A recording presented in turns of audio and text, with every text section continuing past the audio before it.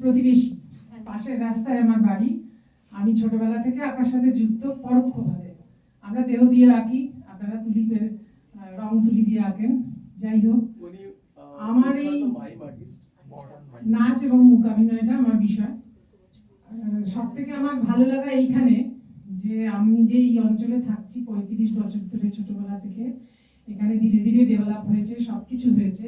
কাছেই হসপিটাল, ওদিকে মেট্রো, এদিকে বাইকের শোরুম, ওদিকে মৌচাক, ওদিকে আস্তে আস্তে জমে উঠছে। এর মাঝখানে এরকম একটা অ্যাটমসফিয়ারের মাঝখানে ছবি টাঙানো হচ্ছে, ছবি লোক আঁকছে, এইখানে এসে সেগুলো ঝোলানো হচ্ছে, গুণীমানীজন আসছেন এবং কারো কারো পদধূলি আমার বাড়িতে পড়ছে।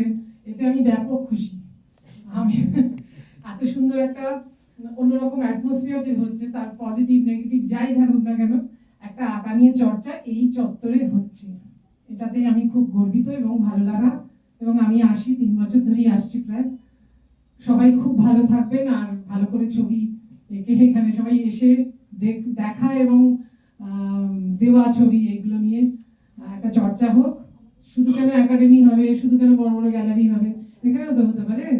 আমরা তো কম যাই কিসের, এই চত্বরে তো এটা খুব প্রয়োজনীয় জিনিস। এটা দেখেই, এটা ভেবেই ভালো লাগছে।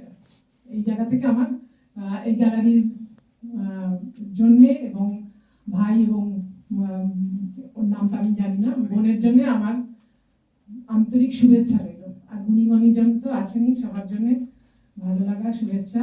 আর প্রত্যেকে আসবেন, আমার আমন্ত্রণ রইল। ভালো থাকবেন।